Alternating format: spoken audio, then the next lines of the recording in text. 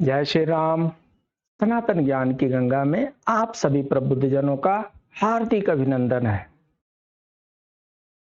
जिस समय भारत देश स्वतंत्र हुआ था, उस समय भारत के पास कुछ आधारभूत ढांचों की कमी थी, संसाधनों की कमी थी, उद्योगपतियों की कमी थी, और नहीं तो उद्योगपतियों को इंडस्ट्रीज लगा करके रिस्क लेने की कमी थी। बहुत से ऐसे कारण थे जिसके चलते भारत सरकार को प्रशासन के अलावा, भारत सरकार को, सरकार का काम है प्रशासन करना, भारत सरकार को प्रशासन के अलावा रोजगार के कार्य, कारखानों के कार्य, प्रोडक्शन के कार्य, बिजनेस के कार्य भी संभालने पड़े। और जब सरकार कोई बिजनेस का कार्य संभालती है तो उसे पब्लिक सेक्टर अंडरटेकिंग के अंदर लिया जाता है। तो इस तरीके से देश के आजाद होने के बाद धीरे धीरे पब्लिक सेक्टर अंडरटेकिंग्स की संख्या बढ़ने लगी, गवर्नमेंट के कंपनीज की संख्या बढ़ने लगी, गवर्नमेंट के कारखानों की संख्या बढ़ने लगी, गवर्नमेंट के इंस्टॉलेशंस की संख्या बढ़ने लगी, और साथ ही साथ शिक्षा की बुनियादी ढांचों में कमी के चलते शिक्षित लोगों की कमी थी। तो एक तो आधारभूत ढांचों को बढ़ाने के लिए भारत सरकार नई नई कंपनी लगा रही थी, और दूसरी तरफ शिक्षित लोगों की कमी होने के चलते जो लोग भी थोड़ा बहुत भी शिक्षित होते थे उनको आराम से उन कंपनीज में जॉब मिल जाता था और बोलते थे गवर्नमेंट जॉब मिल गया है। बदलते परिदृश्य के साथ आज सब कुछ बदल चुका है। वो जो कंपनी 50 साल 60 साल पहले लगाई गई थी, आज के डेट में वो व्हाइट एलिफेंट प्रूफ हो रही हैं। सरकार रेवेन्यू भी लगाती है और वो कंपनियां घाटा भी करती हैं। और अगर उन्हीं कंपनियों को प्राइवेट सेक्टर में दे दिया जाता है तो प्राइवेट सेक्टर न सिर्फ अपने लिए मुनाफा कमाते हैं, परंतु गवर्नमेंट के लिए रेवेन्यू टैक्स भी देते हैं। तो इसलिए गवर्नमेंट के पास ऑप्शन कम है, और वो जो जो घाटे में चल रही है कंपनीज, उनको धीरे धीरे प्राइवेटाइजेशन करना ही एक उपाय बच गया है। और जब पब्लिक सेक्टर अंडरटेकिंग्स के जो जॉब है वो प्राइवेट सेक्टर को देने लगेंगे तो अंडरस्टूड है कि पब्लिक सेक्टर में गवर्नमेंट जॉब की कमी हो जाएगी। तो क्या जो 60 साल 70 साल पहले हमारी सोच थी गवर्नमेंट जॉब को पाने की, वही सोच आज के डेट में अगर हम रखें तो हमारा काम चल पाएगा? जी नहीं, समय बदल चुका है और हमें अपनी सोच को भी बदलनी पड़ेगी। जब गवर्नमेंट जॉब की प्रोबेबिलिटी ही कम है, स्कोप ही कम है, संख्या ही कम है, तो भारत जैसे जनसंख्या के महासागर में ये जितने भी युवक हैं, उनको सबको गवर्नमेंट जॉब देना कहां तक तर्कसंगत लगता है? एक तो बात यह है, और दूसरी बात यह है कि डे बाय डे एमएनसीज की संख्या, मल्टीनेशनल कंपनीज की संख्या बढ़ती जा रही है। प्राइवेट सेक्टर में जॉब अपॉर्चुनिटी बढ़ती जा रही है। लोग एक राज्य से दूसरे राज्य में जॉब करने के लिए जा रहे हैं, एक देश से दूसरे देश में जॉब करने जा रहे हैं, और बिजनेस का जो लैंग्वेज होता है वो इंग्लिश होता है। दो टर्मिनोलॉजी यूज किया जाता है, एक लिंगुआ फ्रैंका होता है और एक इंटेलेक्चुअल क्लास का लैंग्वेज होता है। तो भारत में लिंगुआ फ्रैंका मतलब जनसंपर्क की भाषा। तो भारत में लिंगुआ फ्रैंका जो है हिंदी है, जनसंपर्क की भाषा हिंदी है। लेकिन जब इंटेलेक्चुअल क्लास के लैंग्वेज की भाषा की बात आती है, जब प्रबुद्ध जनों की भाषा की बात आती है, तो आज भी भारतवर्ष में इंटेलेक्चुअल क्लास का जो लैंग्वेज है इंग्लिश है। जिन लोगों ने आर्मी वगैरह का कल्चर देखा होगा, आर्मी में जो सोल्जर होते हैं वो हिंदी बोलते हैं, ऑफिसर इंग्लिश बोलते हैं। कई जगहों पर तो ऐसा भी देखने में आया है कि ऑफिसर सोल्जर्स को इंग्लिश बोलने पर डांटते हैं। उनको लगता है कि इंग्लिश सिर्फ और सिर्फ हम ही बोल सकते हैं, क्योंकि इंग्लिश जो है उच्च वर्ग की भाषा है और हिंदी जो है ये क्लेरिकल कैडर की भाषा है, जनरल ड्यूटीज टाइप की भाषा। ऐसी उनकी सोच कभी कभी उजागर होती है। तो ये बातें हमें बता रही हैं कि अगर हमें इंटेलेक्चुअल क्लास में शामिल होना है, हमें भी इंग्लिश सीखनी पड़ेगी। अगर प्राइवेट जॉब हमें प्राप्त करना है, हमें भी इंग्लिश सीखनी पड़ेगी। सेंट्रल गवर्नमेंट के जितने भी जॉब है उसके लिए अगर अप्लाई करना है और पास करना है, हमें भी इंग्लिश सीखनी पड़ेगी। सिर्फ चुनिंदा, मुझे लग रहा है कि 0.05% ऐसी नौकरियां हैं जिनमें सिर्फ और सिर्फ हिंदी से काम चल सकता है। अगर आप इंग्लिश नहीं जानते हैं तो 95% जॉब अपॉर्चुनिटी आप चूक रहे हैं। आप क्या करना चाहते हैं? जॉब ढूंढ रहे हैं ना, कोचिंग कर रहे हैं। जॉब गवर्नमेंट जॉब भी हो सकता है, प्राइवेट जॉब भी हो सकता है। तो 95% जॉब उन्हीं को मिल रहा है जिनके पास अंग्रेजी की अच्छी जानकारी है। सिर्फ 5% जॉब है जो शायद हिंदी वालों के लिए अलग से है। तो आप सोच लीजिए कि 100 में से सिर्फ 5 सीट के लिए आप कंपीट कर रहे हैं या 95 सीट के लिए कंपीट कर रहे हैं। अगर आपको 100 में से 100 सीट के लिए कंपीट करना है, सक्सीड करना है, तो आपको इंग्लिश सीखना ही पड़ेगा। तो इस चैप्टर का नाम है इंग्लिश सीखना क्यों जरूरी है, अंग्रेजी हम क्यों सीखें, why should I learn English, it improves job and employment opportunity. हमारा टारगेट है जॉब लेना, हमारा टारगेट है एम्प्लॉयमेंट अपॉर्चुनिटी को बढ़ाना। हम ऐसा कौन सा कार्य करें कि हम अधिक से अधिक जॉब के लिए अप्लाई कर सकते हैं, एलिजिबिलिटी हमारी बढ़ जाए और हम कंपीट करें, हम सक्सीड हो। So English opens door for you, for what purpose? For job and opportunity.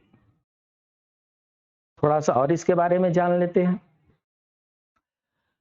चूंकि मैं बिहार का रहने वाला हूं, इसलिए मैं बिहार के परिप्रेक्ष्य में ही ये बता करके लेकर के चलना चाहता हूं। ऐसा देखने में आया है कि बिहार का लगभग 70% 80% युवक है पटना में रह करके कोचिंग कर रहे हैं, ट्यूशन कर रहे हैं, कंपटीशन की तैयारी कर रहे हैं। उनमें से 90% बच्चे जो हैं बिना इंग्लिश वाले हैं, बिना इंग्लिश वाले हैं। बिहार पब्लिक सर्विस कमीशन में जितने भी जॉब निकलते हैं उसमें से 2 पेपर, एक इंग्लिश कंपलसरी, एक हिंदी कंपलसरी होता है। अगर आप इंग्लिश कंपलसरी और हिंदी कंपलसरी में फेल हो गए तो बाकी आपके क्वेश्चन आंसर शीट चेक नहीं किए जाएंगे। तो बीपीएससी में भी अगर आपको पास होना है तो उसमें एक पेपर इंग्लिश और एक पेपर इंग्लिश हिंदी क्वालिफाइंग आपको क्लियर करना ही है। बीएसएससी, हाँ ठीक है, बीएसएससी में मुझे लगता है कि इंग्लिश नहीं आती है। पुलिस में शायद, बिहार पुलिस में शायद इंग्लिश आती है कि नहीं आती है, आई डाउट। टीचर लोगों में कुछ अपने उनके क्वालिफिकेशन होती है, उस एरिया के अनुसार उन लोगों का सिलेक्शन होता है। मोटा मोटी हम ये समझ लें कि बिहार गवर्नमेंट के पास 3 लाख के लगभग में आज एम्प्लॉयमेंट अपॉर्चुनिटी है। बिहार गवर्नमेंट के पास 3 लाख गवर्नमेंट सर्वेंट है, ऑफिसर्स मिला करके, स्टाफ मिला करके पूरी 3 लाख जॉब अपॉर्चुनिटी है बिहार में। अभी कुछ दिन पहले सुनने में आया था, कोई पढ़े लिखे बिहार के मंत्री हैं, वो 1 महीने में 10 लाख जॉब, गवर्नमेंट जॉब दे रहे थे बिहार में। भगवान जाने वो 10 लाख का कौन सा कैलकुलेशन होता है। बिहार में 3 लाख गवर्नमेंट सर्वेंट्स के पोस्ट हैं, जिसमें से कुछ खाली होते हैं, कुछ चलते रहते हैं। अगर आप जनगणना का ध्यान रखें तो 2011 में बिहार की जो पॉपुलेशन 10 करोड़, 10.5 करोड़ के आसपास में थी, 2022 में लगभग 14 करोड़ हो गई है। बिहार की पॉपुलेशन 14 करोड़, बिहार में जॉब अपॉर्चुनिटी 3 लाख। 3 लाख में से हमने क्या किया, यहाँ पर 3,10,000 हमने लिया है, 3,10,000 इंटू 100 हमने किया बाई 14 करोड़ हमने किया उसका परसेंटेज निकालने के लिए 2.2%। बिहार में जितने लोग हैं, जितने लोग पटना में जा करके कोचिंग इंस्टीट्यूट को पढ़ाई कर रहे हैं, इनमें से 2% लोग को ही जॉब मिलने वाला है। उतनी ही जॉब अपॉर्चुनिटी है बिहार में, उतनी ही जॉब अपॉर्चुनिटी है कि 14 करोड़ में से 2% लोगों को जॉब मिल सके। मतलब 14 करोड़ लोगों में से सिर्फ 3 लाख लोगों को ही जॉब मिलेगा। 13,97,00,000 लोगों को बिहार में जॉब अपॉर्चुनिटी नहीं है। तो ऐसे में बिना अंग्रेजी के सिर्फ और सिर्फ हिंदी के सहारे आप कैसे अपनी नैया पार लगा लेंगे? जब आपके पास जॉब अपॉर्चुनिटी ही नहीं है तो आप पास कहां से करेंगे? सोचने वाली बात है। अब हम ये देखते हैं कि अंग्रेजी सीखने से हमारे प्रोफेशनल करियर में किस तरीके से हेल्प मिलता है। सबसे पहले तो कहीं ना कहीं भी आप इंटरव्यू में जाते हैं, चाहे गवर्नमेंट जॉब का हो, चाहे प्राइवेट सेक्टर का हो, एमएनसीज का हो, तो सबसे पहले अगर आप बातचीत करते समय इंग्लिश के 2-4 वर्ड भी डाल दीजिए तो आपका एक इंप्रेशन, पढ़ा लिखा इंप्रेशन बन जाता है, एक अच्छा इंप्रेशन बन जाता है। मैं आपको एक लाइव एग्जांपल देता हूं। आप लोगों ने किसी पंडित जी को पूजा पाठ कराते हुए देखा होगा, यज्ञ कराते हुए देखा होगा, अनुष्ठान कराते हुए देखा होगा, किसी बाबा जी को प्रवचन करते हुए देखा होगा, सुना होगा। बाबा जी चाहे हिंदी में, अवधी में, ब्रज भाषा में, भोजपुरी में, मैथिली में, मगही में, जिस भी भाषा में बाबा जी प्रवचन दे रहे हो, अगर उसमें उन्होंने चलते चलते 2-4 शब्द भी इंग्लिश के डाल दिए तो श्रोताओं के मन पे एक छाप छूट जाता है कि बाबा जी तो अंग्रेजी जानते हैं, बाबा जी तो अच्छे पढ़े लिखे हैं। कहने का मतलब यह है कि फर्स्ट इंप्रेशन बनाना है तो अंग्रेजी आना है, और फर्स्ट इंप्रेशन ही लास्ट इंप्रेशन होता है। नियोक्ता को आपके समर्पण एवं रुचि का पता चलता है। होता यह है, वो जमाना चला गया जब एक ड्राइवर को हम रखेंगे सिर्फ और सिर्फ गाड़ी चलाने के लिए, सुबह में वो गाड़ी लेकर के आएंगे, दिन भर बैठे रहेंगे, शाम में साहब को गाड़ी लेकर के घर पे छोड़ देंगे। वो जमाना खत्म हो गया। उससे न किसी कंपनी का काम चलने वाला है, न गवर्नमेंट का काम चलने वाला है। अब गवर्नमेंट को, अब कंपनी को, अब एम्प्लॉयर को ऐसा आदमी चाहिए जो गाड़ी भी चला सके, टाइपिंग भी कर सके, डिक्टेशन भी ले सके, लेटर भी बना सके, रिसेप्शनिस्ट का भी काम कर सके। कहने का मतलब मल्टीटास्किंग का काम आ गया है, और मल्टीटास्किंग का काम करने के लिए अंग्रेजी आना ही चाहिए। उसके बाद से क्या होता है, आपके नौकरी के अवसर बढ़ जाते हैं। मैं बता रहा हूं आपको फिर से, अगर नौकरी के पीछे पड़े हैं तो सबसे पहले आपको नौकरी के अवसर देखने हैं कि अवसर कहां कहां है, कहां कहां जॉब अपॉर्चुनिटी आ रही है और कितनी आ रही है। बीपीएससी में एक साल में 500 वैकेंसी आएगी, 500 में 5 लाख लोग तो उसमें एप्लीकेंट हो जाएंगे। तो 5 लाख में मिलना तो सिर्फ 500 लोगों को ही है। 4,99,500 लोगों को नहीं मिलेगा। ये इसलिए नहीं मिलेगा क्योंकि वो लोग इनकम्पिटेंट है, इसलिए नहीं मिलेगा क्योंकि अपॉर्चुनिटी 500 की है। तो 500 कहां से ले लेंगे? वो नोटिफिकेशन में निकाले हैं कि 500 हम वैकेंसी हमारे पास है, 500 के लिए हम सिलेक्शन लेने जा रहे हैं। तो 5 लाख कैंडिडेट में से अमंग 500 बनना मोस्ट डिफिकल्ट जॉब है। और जब आप इंग्लिश सीख लेते हैं तो आपका स्कोप बढ़ जाता है। स्कोप कैसे कैसे बढ़ता है हम आगे आने वाले स्लाइड्स में बताने वाले हैं।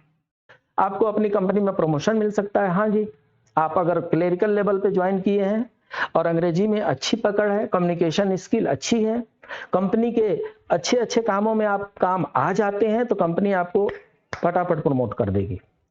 प्रमोशन आपका तय है। आप सरकार की परीक्षा क्रैक कर सकते हैं। सरकार की परीक्षा की जब हम बात करते हैं तो सिर्फ स्टेट गवर्नमेंट का ही नहीं होता है, सेंट्रल गवर्नमेंट के एग्जाम होते हैं, पब्लिक सेक्टर अंडरटेकिंग के एग्जाम होते हैं, बैंकिंग के एग्जाम होते हैं, रेलवे के एग्जाम होते हैं, डिफेंस के एग्जाम होते हैं। इन सब के लिए इंग्लिश मोस्ट इंपॉर्टेंट है और मस्ट है। अंग्रेजी बोलने से आपके सामाजिक कौशल में सुधार होता है, समाज में लोगों के बीच में आपकी पैठ अच्छी हो जाती है अगर आप अंग्रेजी बोलते हैं, क्योंकि अंग्रेजी इज ए इंटेलेक्चुअल लैंग्वेज, बुद्धिमानों की भाषा है। आप पूरे विश्वास के साथ साक्षात्कार दे पाते हैं। होता यह है कि इंटरव्यूअर आपसे हो सकता है कि बहुत कुछ हिंदी में ही प्रश्न पूछें, और हिंदी में प्रश्न पूछते पूछते पूछते कुछ ना कुछ वो 2-4 शब्द इंग्लिश के वो डालेंगे, क्योंकि आजकल शुद्ध हिंदी बोलना जितने लोग भी जॉब करते हैं बड़ा मुश्किल है, उसमें 2-4 इंग्लिश के शब्द आएंगे, और कहीं वहीं पे आप अटक गए तो आप बोलेंगे क्षमा कीजिए साहब, ये जो आपने कुछ बोला वो इंग्लिश का उसका मीनिंग क्या होता है? यू आर लूजिंग, आपका कॉन्फिडेंस वहीं पे लॉस्ट हो गया। अब क्या है कि आप अगर अंग्रेजी आप सीख लेते हैं तो किन किन जॉब में आप अप्लाई कर सकते हैं। शिक्षण कार्य, टीचिंग।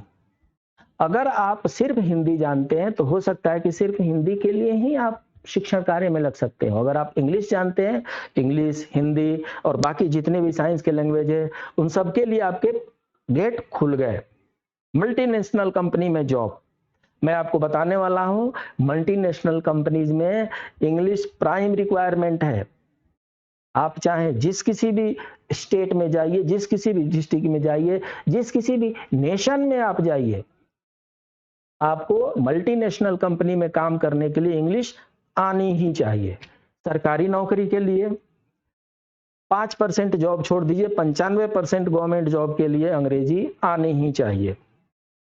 कॉल सेंटर की नौकरी होती है प्राइवेट सेक्टर में, और उनको बहुत से लैंग्वेज आना चाहिए, जिसमें से अंग्रेजी नितांत आवश्यक है। एंकरिंग करनी है, एंकरिंग करना इतना छोटा मोटा काम नहीं है। अपनी बातों को श्रोताओं पर बढ़िया से धाक जमा करके रख देना इतना आसान काम नहीं है, और उसके लिए आपको बहुत से लैंग्वेज तो आनी ही चाहिए, जिसमें इंग्लिश मेन है। ब्लॉग लेखन कार्य भी आजकल चल रहा है, उपशीर्षक अनुवाद, आजकल ट्रांसलेशन का काम भी बहुत जगहों पे होता है, इंग्लिश से हिंदी, हिंदी से इंग्लिश। तो ये तो तभी कर पाएंगे ना जब दोनों भाषा जानते हो। सिर्फ हिंदी जानते हो तो ट्रांसलेशन कर नहीं सकते हैं। पुस्तक अनुवादक, बुक आजकल ट्रांसलेट हो रहा है। अगर आपको कोई इंग्लिश में बहुत अच्छी बुक लगी और उसको आप हिंदी में ट्रांसलेट करना चाहते हैं, तो आप कम से कम आपको इन दोनों लैंग्वेज पर कंट्रोल होना चाहिए।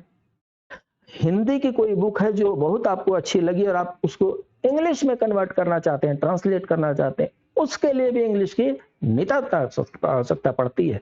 पर्यटक गाइड, आपको पता है टूरिज्म एक ऐसा डिपार्टमेंट है, टूरिज्म एक ऐसा एरिया है जहां पे इनॉर्मस अपॉर्चुनिटी है एम्प्लॉयमेंट के लिए। टूरिज्म में न सिर्फ देश के बल्कि विदेश के टूरिस्ट भी आते हैं, पर्यटक आते हैं, और उनको गाइड की जरूरत पड़ती है। गाइड कई प्रकार के हो सकते हैं। तो पर्यटन से जुड़े जितने लोग हैं उनको अपना एक्सपीरियंस उनका है कि इंग्लिश तो उनको आनी ही चाहिए, चाहे वो रशिया से कोई पर्यटक हो, चाहे वो फ्रांस से कोई पर्यटक हो, चाहे वो इंग्लैंड से हो, अमेरिका से हो, ऑस्ट्रेलिया से, कहीं से भी हो, वो मान के चलता है कि इंडिया में जाएंगे हम और इंग्लिश बोलेंगे तो हमारा काम चल जाएगा। तो इसलिए टूरिज्म के सेक्टर में इनॉर्मस जॉब अपॉर्चुनिटी के आपके पास ऑप्शन है।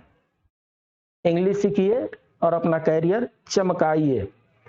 होटल प्रबंधन में देखिए, होटल में सिर्फ किसी एक जियोग्राफिकल जोन के लोग नहीं आते हैं, होटल में हर एरिया के लोग आते हैं।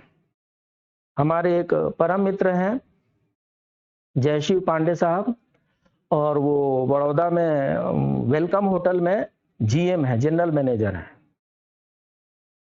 वो बड़ौदा का अकेला 5 स्टार होटल है, और उसमें वो जीएम है इसलिए है क्योंकि उनको हिंदी के अलावा इंग्लिश भी आती है। अगर इंग्लिश उनको नहीं आती होती तो मुझे नहीं लगता कि आईटीसी की इतनी बड़ी कंपनी उनको जीएम पद पर रखती। तो इंग्लिश आने से आपके इतने ऑप्शन खुल जाते हैं। उसके बाद से जितने भी सेंट्रल गवर्नमेंट की जॉब है, ऑल इंडिया सर्विसेज में आईएएस, यूपीएससी के एग्जाम होते हैं, फॉरेस्ट सर्विसेज होते हैं, सेंट्रल गवर्नमेंट सर्विसेज में group A, group B, group B, group C, group D के एम्प्लॉय होते हैं। इन सब में इंग्लिश जरूरी है। एमसीक्यू का अगर होगा तो उसमें भी 20%, 25% मार्क्स के जनरल इंग्लिश होंगे। स्टेट एडमिनिस्ट्रेशन है, 7-8 स्टेट ले लीजिए और इन स्टेट में कुछ छोटी-छोटी ऐसी नौकरियां हैं जिनमें अंग्रेजी की जरूरत शायद नहीं पड़ती है। बाकी 95% जॉब में आपको इंग्लिश की जरूरत पड़ती है। अगर आप इंग्लिश जानते हैं तो डिफेंस में जा सकते हैं, इसरो में जा सकते हैं, डीआरडीओ में जा सकते हैं, आरबीआई की अपॉर्चुनिटी खुली है, पब्लिक सेक्टर के अंडरटेकिंग की अपॉर्चुनिटी खुली है, फॉरेस्ट सर्विस की अपॉर्चुनिटी खुली है, लेक्चरर की अपॉर्चुनिटी आपके पास है, अगर आप इंग्लिश जानते हैं तो। नहीं जानते हैं तो ये स्टेट पब्लिक सर्विस कमीशन है, इसमें से कुछ जॉब के लिए आपके पास ऑप्शन बचते हैं। ये देखिए एक ये 2018 है, ये 2018 का ये गवर्नमेंट का एक पार्लियामेंट में क्वेश्चन आंसर में दिया गया है। ये central government and some department, central government में 4,12,000 पोस्ट उस समय खाली होंगे, टीएनटी में 57 लाख, रेलवे में 2,45,000, बैंक में 6,000। कहने का मतलब कि ये सब जोड़ लीजिए लगभग 31 लाख, लगभग 31 लाख जॉब अपॉर्चुनिटी जो है ये सेंट्रल गवर्नमेंट की है। और ये सिर्फ वही लोग अप्लाई कर सकते हैं, वही क्रैक कर सकते हैं, वही सक्सीड हो सकते हैं जिनकी अंग्रेजी में अच्छी पकड़ हो। अगर आप इंग्लिश नहीं जानते हैं तो इनमें से किसी में भी अप्लाई करने से कोई फायदा नहीं होने वाला है। ये सब के सब वही कर सकते हैं जिनको अंग्रेजी आती है। बैंकिंग जॉब, मैं बताता हूं आपको बैंकिंग का क्या हमारे पास डेटा है। Engineering job, defence job, telecom, police job, IT job, judicial job, ये सब में इंग्लिश मोस्ट इंपॉर्टेंट है। इसके बाद से ये कॉन्स्टिट्यूशनल बॉडी देखिए, ये कॉन्स्टिट्यूशनल बॉडीज हैं, इनको सब इनमें से किसी को भी जॉब लेने के लिए आपको इंग्लिश आनी चाहिए। ये नॉन कॉन्स्टिट्यूशनल बॉडीज है, इसमें कहीं भी आपको जॉब अगर लेनी है तो आपको इंग्लिश आनी चाहिए। आप देखिए क्या क्या आप बिना इंग्लिश के क्या क्या लूज कर रहे हैं। ये जितने भी जॉब हैं इन सब में अगर आपको इंग्लिश आती है तो you can apply, you can pass. अगर नहीं आती है यू कांट। स्टैट्यूटरी बॉडीज होते हैं, पब्लिक सेक्टर अंडरटेकिंग भी होते हैं। ये देखिए पब्लिक सेक्टर अंडरटेकिंग है, एनटीपीसी, भेल, HL, MTNL, NALCO, ONGC, steel authority of India, REC, power grid, ये सब पब्लिक सेक्टर अंडरटेकिंग्स है। इनमें अगर आपको जॉब चाहिए अंग्रेजी जाननी आवश्यक है। ये पीएसयूज हैं, अलग से पीएसयूज हैं, ये सब में आपको इंग्लिश जानना जरूरी है। ये देखिए मैंने यहाँ पर सिर्फ 20 लिस्ट बनाया है, ये 20 कंपनीज हैं पब्लिक सेक्टर के। एयरपोर्ट अथॉरिटी है, नेशनल एनएचपीसी है, ओएनजीसी, सीआईएल, ओआईसीएल है, सेल, बेल, सीआईसीएल है, पीएफसीएल है, आरईसीएल है, ओआईएल है, एचएएल है, नेलक्यू, ये जितने हैं ये कंपनी, इन सब में आप तभी अप्लाई कर सकते हैं और पास कर सकते हैं जब आपको इंग्लिश आती हो। आइए थोड़ा बैंकिंग के बारे में जान लेते हैं। बैंकिंग का हिसाब ऐसा है, ये 2003-4 का मैंने डेटा रखा है ताकि कंटिन्यूटी बताना हो। 2018-19 में हम आएंगे। 2018-19 में बैंकिंग में 14.5 लाख जॉब है, 14.5 लाख लोग काम कर रहे हैं। बैंकिंग क्षेत्र में 14.5 लाख लोग काम कर रहे हैं। इसका मतलब कि 14.5 लाख जॉब अपॉर्चुनिटी है बैंकिंग में। और उस बैंकिंग के जॉब को क्रैक करना है, उसके कंपटीशन को सक्सीड होना है तो इंग्लिश आनी ही चाहिए। अगर आपको इंग्लिश नहीं आती है तो ये 14.5 लाख जॉब आपके हाथ से निकल गए, you are out of scope. ये रेलवे है। रेलवे ऐसा कहा जाता है कि इंडिया का सबसे बड़ा एम्प्लॉयर है। रेलवे में 12, 13, 14, 15 लाख, 12 से लेकर 15 लाख के बीच में एम्प्लॉई हैं। रेलवे के जितने जॉब है उसमें देखा गया है कि उन सब में 20%, 30% क्वेश्चन इंग्लिश के होते हैं। अगर आपको इंग्लिश आती है तो वो 20%, 30% आपके मार्किंग अप ले जाएंगे। अगर इंग्लिश नहीं आती वो मार्किंग गया and you are out of the competition. तो रेलवे में आपके ये अभी देखिए 12.5 लाख दिखा रहे हैं, एज ऑन डेट 2020 में 12.5 लाख लोग रेलवे में एम्प्लॉइज हैं। ये 12.5 लाख जॉब जो है, अगर आप इंग्लिश जानते हैं तो इसके लिए आप ट्राई कर सकते हैं, और अगर आप इंग्लिश नहीं जानते हैं it is out of your scope. ये 14.5 लाख जॉब जो बैंक्स में है, अगर आप इंग्लिश जानते हैं तो आप इस जॉब के पीछे पड़ सकते हैं। अगर आप नहीं जानते you are out of the field. Air force में इंग्लिश आनी ही चाहिए। अगर मुझे इंग्लिश ग्रामर का ज्ञान नहीं होता तो शायद मेरा एयरफोर्स में सिलेक्शन, शायद क्या कंफर्म एयरफोर्स में सिलेक्शन नहीं होता। आर्मी में हो सकता है कि छोटे मोटे कोई जॉब के लिए अंग्रेजी की जरूरत नहीं पड़ती हो, नेवी में इंग्लिश की जरूरत पड़ती है, पुलिस सर्विस, बॉर्डर सिक्योरिटी में इनके जो क्वेश्चन आते हैं इसमें इंग्लिश की जरूरत पड़ती है। पुलिस सर्विसेज में central reserve police force CRPF जो होती है इसमें आपको इंग्लिश की जरूरत पड़ती है, बिना इंग्लिश के आप नहीं पास हो सकते। बिजनेस की लैंग्वेज और पॉलिटिक्स की लैंग्वेज भी इंग्लिश है, साइंस की लैंग्वेज भी इंग्लिश है। अगर आप इंग्लिश नहीं जानते तो बिजनेस समझना, पॉलिटिक्स समझना, साइंस समझना मुश्किल कार्य हो जाएगा। उसके बाद से देखिए एरोस्पेस एविएशन में है, आपको पता है प्लेन वगैरह भी चलती है, और एरोस्पेस एविएशन सेक्टर में उड़ान क्षेत्र में इंग्लिश तो कंपलसरी है, इंग्लिश ही लैंग्वेज है। तो ये सारे जॉब, ये सारे वैरायटी ऑफ जॉब है, ये सारे जॉब आपको तभी मिलेंगे जब आपको इंग्लिश आती हो। एग्रीकल्चरल फील्ड में एग्रीकल्चर छोड़ के, क्रॉप फार्मिंग छोड़ करके बाकी ये जितने भी काम है ये सब तभी आप कर पाएंगे जब आपको इंग्लिश आती हो। इसके अलावा ये भी है, आपको हम ये बताना चाहते हैं कि इंग्लिश न जानने से कितनी जॉब अपॉर्चुनिटी आपके हाथ से निकलती जा रही है। बैंकिंग में, इंश्योरेंस में, फाइनेंस में, ब्यूटी एंड वेलनेस में, बिल्डिंग एंड कंस्ट्रक्शन में सिर्फ जो वर्कर होगा, लेबर होगा, उसका कोई लैंग्वेज नहीं होता। बाकी जितने भी इंजीनियर साहब होंगे इन सब की लैंग्वेज इंग्लिश होती है। केमिकल फार्मास्यूटिकल में पक्का इंग्लिश चाहिए, कॉमर्स एंड ह्यूमैनिटीज में पक्का इंग्लिश चाहिए।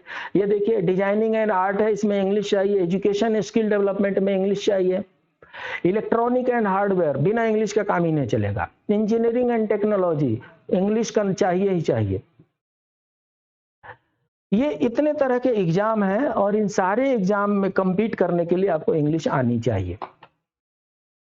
हेल्थ केयर है, मतलब डॉक्टरी का एरिया है, बिना इंग्लिश का काम नहीं चलता। ये ह्यूमैनिटीज का एरिया है और बिना इंग्लिश का इधर भी काम चलाना बड़ा मुश्किल है। इंफॉर्मेशन टेक्नोलॉजी, सॉफ्टवेयर इंजीनियर, आपको पता है आज के डेट में सबसे ज्यादा सैलरी इंडिया में किसको मिल रही है? सॉफ्टवेयर इंजीनियर को मिल रहा है। 1-1 करोड़ का पैकेज उनका होता है, 2-2 करोड़ का उनका पैकेज होता है। वो तभी आपको मिल पाएगा अगर आपको इंग्लिश आती हो।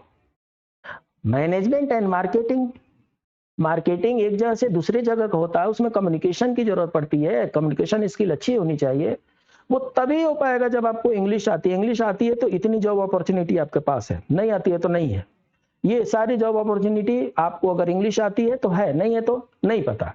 लॉ एंड ऑर्डर में आ जाइए, जैसा आपको अंग्रेजी आनी चाहिए, लॉयर साहब को अंग्रेजी आनी चाहिए, चाहे वो क्रिमिनल लॉयर हो, टैक्सेशन लॉयर हो, पेटेंट हो, क्रिमिनल इन्वेस्टिगेशन, इन सबको इंग्लिश आनी नितांत आवश्यक है। टेक्सटाइल एंड गारमेंट्स में जितने भी डिजाइनिंग वाले हैं, अपर हैंड वाले हैं, उन सबको इंग्लिश आती है। टूरिज्म, हॉस्पिटलिटी एंड ट्रेवल में मैंने बता दिया, इसमें इंग्लिश आपको चाहिए ही चाहिए। क्या होता है, आप बोलेंगे मैं बार बार प्राइवेट जॉब की बात कर रहा हूं, क्यों कर रहा हूं? आपको तो गवर्नमेंट जॉब पकड़नी है। गवर्नमेंट जॉब पकड़नी है तो सेंट्रल गवर्नमेंट भी तो उसी में आता है। सेंट्रल गवर्नमेंट के पास 95% जॉब है। पब्लिक सेक्टर के undertaking, central government, statutory body, इनके पास 95% जॉब है। 5% जॉब आपके पास सिर्फ और सिर्फ हिंदी के लिए बचा हुआ है। आपको मैं एक एग्जांपल बता देता हूं। और ये जितने भी गवर्नमेंट जॉब है, अगर 100 लोग हैं तो 100 में से 2.7% लोग गवर्नमेंट सेक्टर में है। लगभग 3% लोग इंडिया में, लगभग 3% लोग, 100 में 3 गवर्नमेंट जॉब में है और 100 में 97 लोग प्राइवेट सेक्टर में है। जब सारी जॉब अपॉर्चुनिटी प्राइवेट सेक्टर में है, जब एमटीएनएल बीएसएनएल को बेच दिया गया, एमटीएनएल बीएसएनएल घाटे में चलने लगी, अब आपके पास एयरटेल का सिम है, आइडिया का सिम है, वोडाफोन का सिम है, जियो का सिम है, सैमसंग, नोकिया, माइक्रोमैक्स, इन सब का आपके पास मोबाइल, इनमें से कोई गवर्नमेंट का है? तो प्राइवेट है। ये एसर का कंप्यूटर है, वो सैमसंग की टीवी है, इसमें से कुछ ही गवर्नमेंट का है। जब सारा चीज प्राइवेट से आप ले रहे हैं तो जॉब अपॉर्चुनिटी भी तो प्राइवेट के पास चली गई। तो सारा जॉब अपॉर्चुनिटी अभी प्राइवेट सेक्टर में, 97% जॉब अपॉर्चुनिटी प्राइवेट सेक्टर में है, और वो आपको तभी मिलेगी जब आपको इंग्लिश आती हो। अच्छा, प्राइवेट जॉब के कुछ फायदे भी हैं।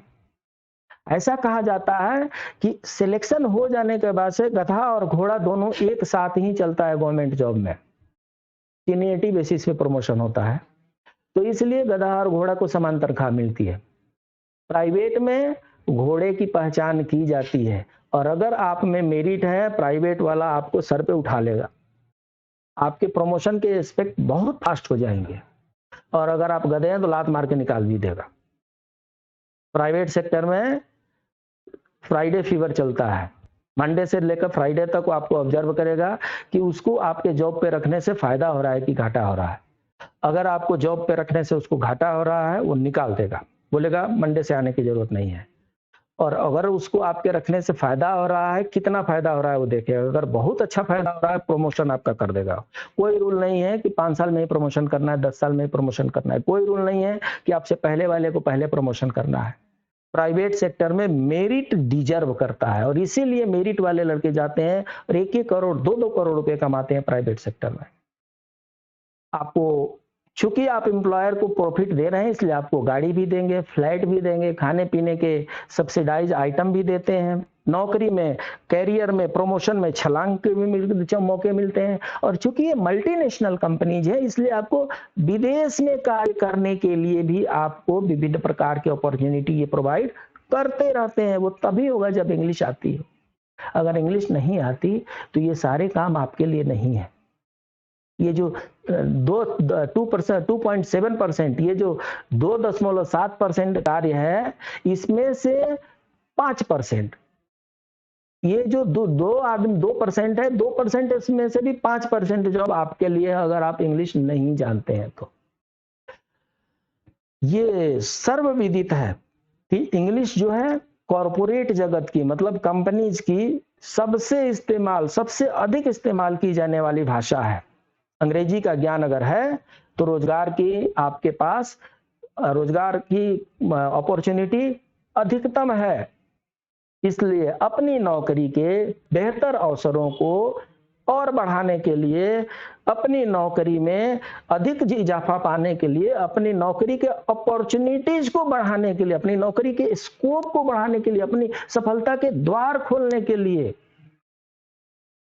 आइए हम सब इंग्लिश सीखते हैं।